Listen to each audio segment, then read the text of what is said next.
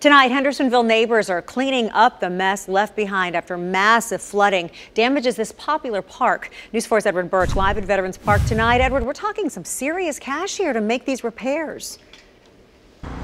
Tracy, we're talking to the tune of about $1 million for all the damage in the entire park, and really the brunt of it was right here at these ice rinks. You can see these basically having to do tedious work with getting all these tiles cleaned up. This is an inline skating rink where they play hockey during the springtime. You can see what's left of it. And right next door, a popular all-inclusive playground, Mary's Magical Place. It's going to be closed for several weeks. Rachel McCauley's daughter, Mary, passed away at the age of 14. Mary's Magical Place is a way to bring that smile back. Today, volunteers and neighbors went to work trying to salvage what they could. All the turf and padded surfaces will need to be replaced.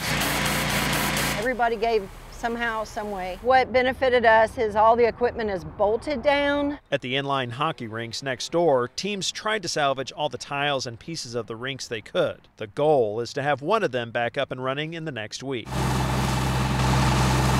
This is kind of a stress reliever for us. It's work, but it's a whole lot easier than what we were dealing with on Saturday. Chief Scotty Bush says neighboring Drake's Creek definitely packed a punch. The ground's saturated.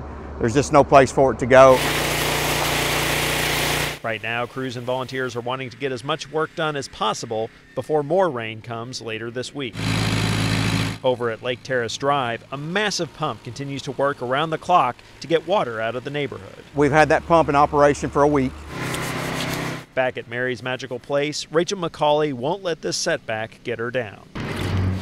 I think we'll rise above it even stronger. This is a very positive city, loving city. A lot of people grew up together, so we just have to believe. And right now, the Nashville Predators are actually in the early stages working on different ways to be able to help fundraise and be able to help them get these inline skating rinks back up and going, because that season starts. The first game is on March 30th. They really are trying to work around the clock to be able to make sure that they get at least one of these rinks back up and running.